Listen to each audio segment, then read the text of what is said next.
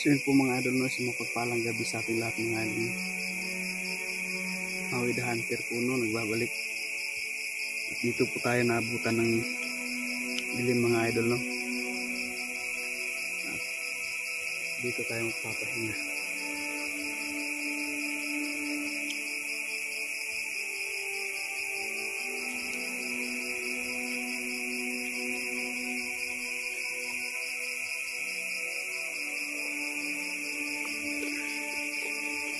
Medyo nagutom po ako mga idol, no. Kaya kain tayo. Meron pa naman akong pagkain. Nagdala kanina, no. Medyo malamig na nga lang. Pero kailangan tanggalin na muna natin itong mga sandata sa katawan natin bago tayo kumain, kasi for respect the food mga idol.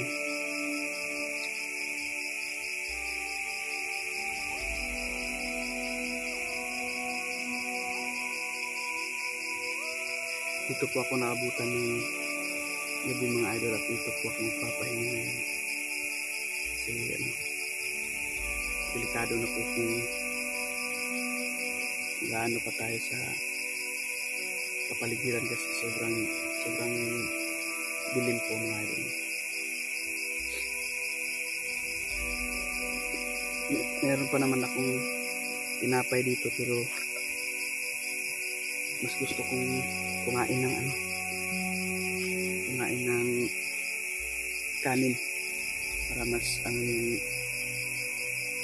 pagkabusog natin mga idol.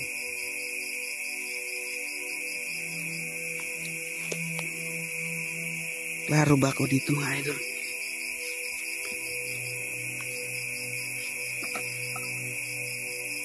May baon po kasi ako ng kanin kanina, kasi alam ko na medyo matagal-tagalan akong makarating sa mga kapatid ko mga idol. May baon din ako ng mga tinapay.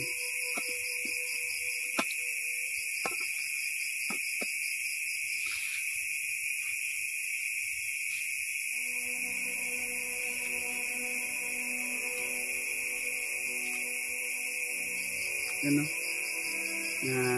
naimbag ni Rabi ikan ngayo amin mga kabsat. At kung nasaan man kayo ngayon, lagi kayo mag-ingat at alagaan yung mga sarili nyo, kasi yung katawan natin, puhunan natin sa lahat ng gagawin natin, sa lahat ng may mga trabaho. Mag-ingat din kayo palagi mga idol.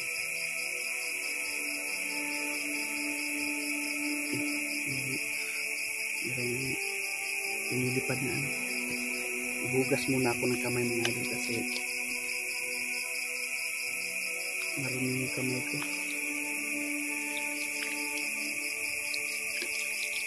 At meron din akong sasabihin ngayon sa inyo mga idol pagkatapos kong kumain.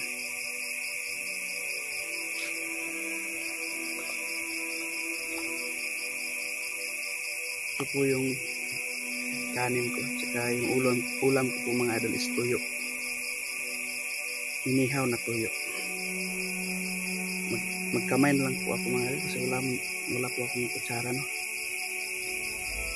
Kain po tayo mga idol.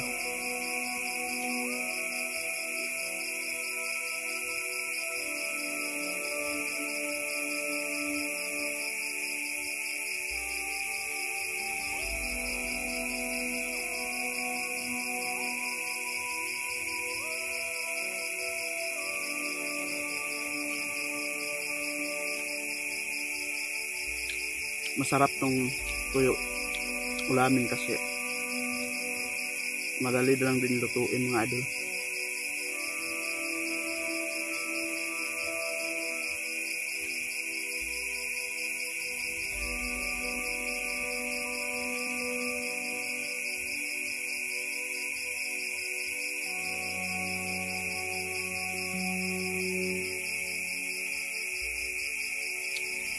Ito yung literal na taga-bundok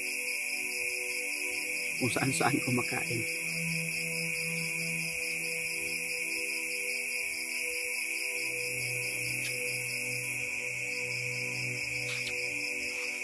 Pero ang importante doon, mabusog tayo mga idol, no?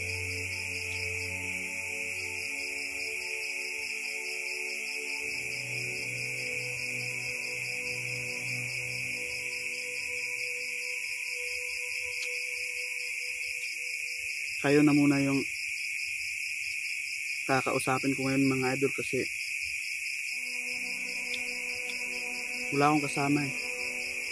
Ang hirap isipin na walang kasama.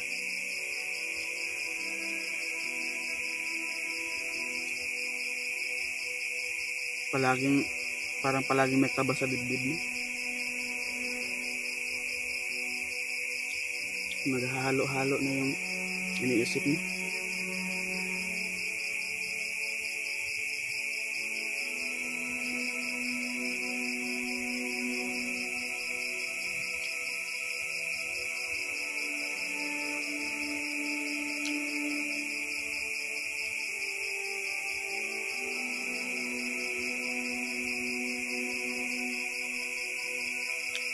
Dito na rin ako matutulog ngayon. Nakasandal lang dito sa nyug. At hindi naman totally na matutulog talaga ako, kasi alam nyo naman, sobrang delikado mga idol.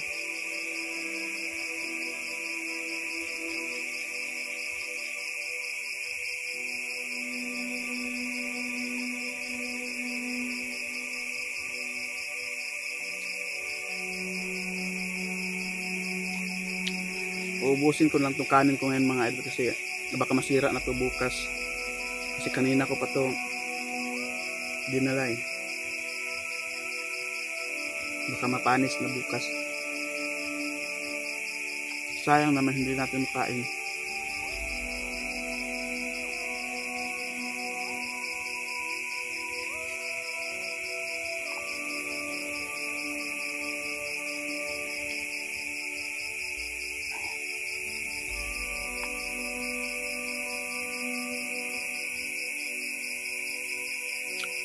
Kasi kailangan ubusin ko itong pagkain na to, kasi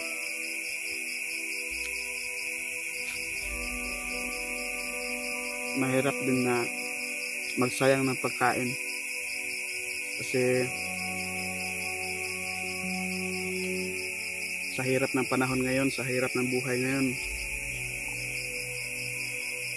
ang daming hindi makakain ng tatlong beses sa isang araw. Sa isang araw nga, mayroong mga tao na hindi nakakain ng 2 beses, 1 beses. Kaya blessed tayong mga tao na meron pa nakakain sa araw-araw. Hindi katulad ng iba eh, parang hinahabol at hinahanap pa nila yung pagkain nila araw-araw.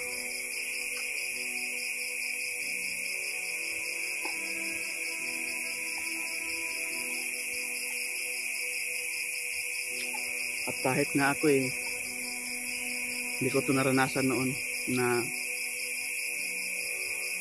maraming magmamahal, maraming kakausap sa akin, kasi alam niyo naman ano ako noon.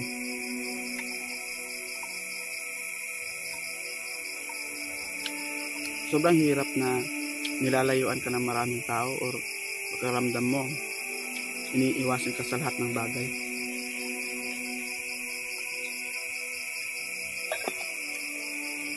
Pero thanks God pa rin ako mga idol, no? Kasi alam niyo naman mga idol na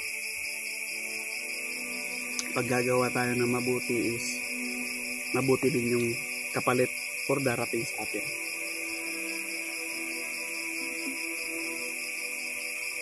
Ngayon na-apply ko na sa sarili ko mga idol na ako mismo makakasabi na talaga na trust the process of the God lang talaga. Kasi pag nasa kabutihan ka, walang imposible kung kikilalanin mo yung Panginoon.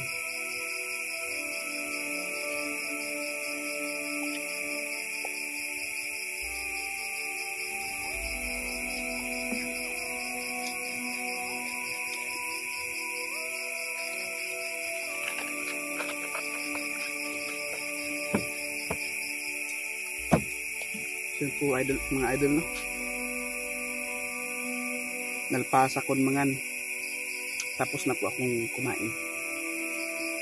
Pasensya na po sa hindi nakakaintindi ng Ilocano dyan na lumalabas lang talaga sa bibig ko yung pagsasalita ng Ilocano.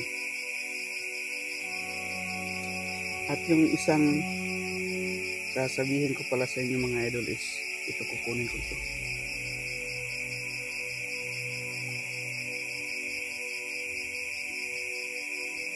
Kailangan is naalala nyo yung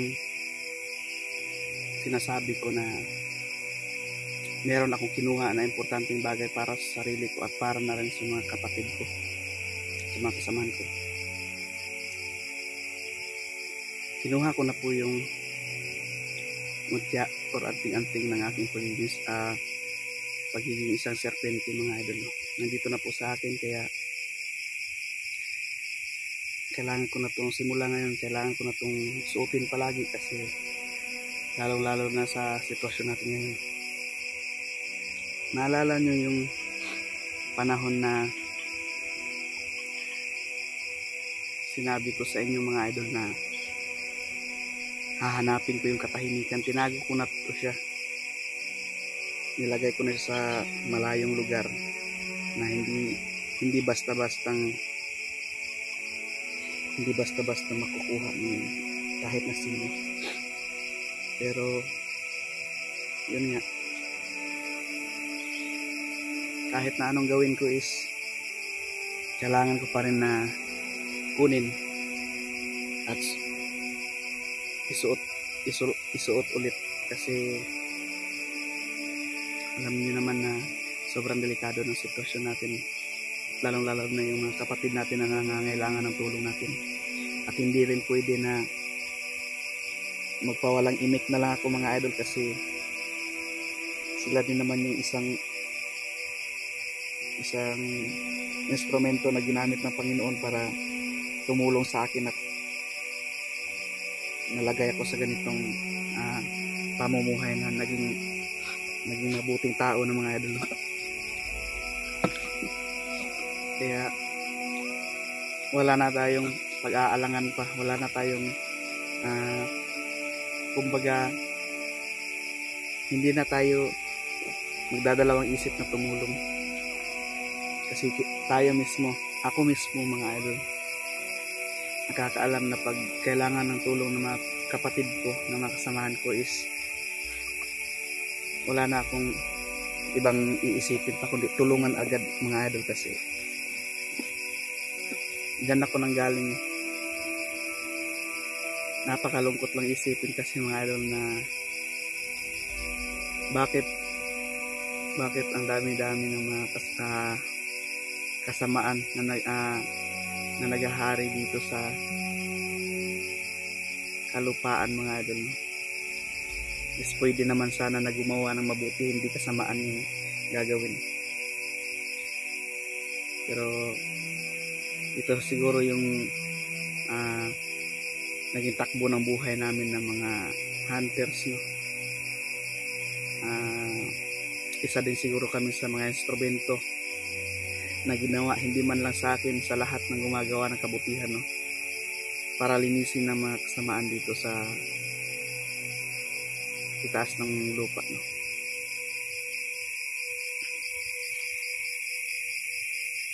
So yun po, no, sa lahat ng nagmamahal, sumusuporta, nag-love shout out po sa inyong lahat dyan mga idol, kung nasan man kayo ngayon. At naway mabuti yung mga kalagayan ninyo. At kung hindi man, mayroon man tayong karamdaman, mayroon man tayong mga problema, struggle ng buhay, ipasa Diyos nyo lang lahat yan mga idol, at magiging okay din ang lahat. Kasi kung may mga pagsubok tayong darating sa buhay natin, lahat yan malulutusan natin yan. Basta magtiwala lang tayo sa Panginoon, no, mga idol.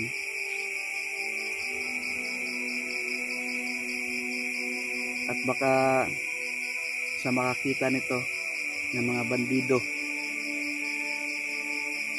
isa lang po yung isa lang ang masasabi ko sa inyo, lalong lalo na sa merong mga pamilya o sa mga hindi pa man nagkakapamilya, no, bumaba na kayo, sumuko kayo. Kahit hindi kayo sumuko, kayo na mismo yung mag-surrender sa may kapangyarihan sa gobyerno or sa amin para matulungan kayong magbagong buhay. Kasi ako mismo makaka-testimony talaga ako na dyan ako nanggaling. Pero tingnan nyo naman ako ngayon. Sobrang sama ako noon, aaminin ko yan. Napakasama ako, napakaraming na ginawa kong kamalian. Pero pag gumawa ka ng tama, lahat ng mga kamalian mo mapapalitan ng saya, mapapalitan ng kaginhawaan sa dibdib mo, kasi wala ka ng puot na iniisip, wala ka ng galit na nararamdaman. Sobrang tahimik po ng kapaligiran mga idol. Kung akalain mo, titignan mo yung paligid, sobrang tahimik, pero marami palang na puso, mga isip na nasisira kasi dahil sa mga kasamaan. Idol, tingnan niyo paligid, wala man lang sa boses-boses ng tao.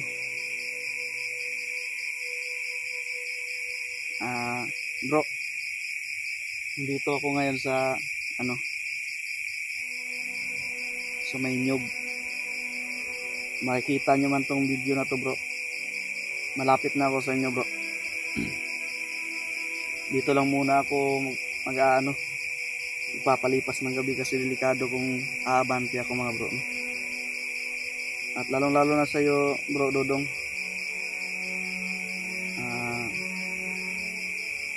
malapit na ako sa iyo. Hintayin mo lang ako saglit dyan, konting tiis na lang, makakarating din ako dyan sa iyo, kasi alam ko naman yung binigay mong location. Mag-ingat ka rin dyan palagi, bro, at maging alerto tayo palagi. Kahit sa iba rin nating kasamahan, kang Dodoy, kang Max Tom, at saka kang Master Jim, ingat lang tayo palagi, bro. At lalong lalo na kay Master Jim, no? Wag na wag magpapadala sa galit,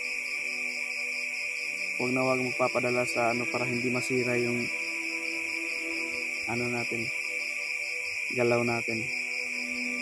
Kasi kung magpapadala tayo sa galit, magpapadala tayo sa nangyayari sa sitwasyon natin, hindi tayo makakaisip ng malinaw. Kaya be advance lang palagi, mga bro. Advance lang tayo palagi. So yun po, no, sa lahat po ng sumusuporta ng Maui the Hunter, new account ko po ito. Maraming salamat po. Naway pagpatuloy nyo po yung pagsuporta nyo sa channel ko.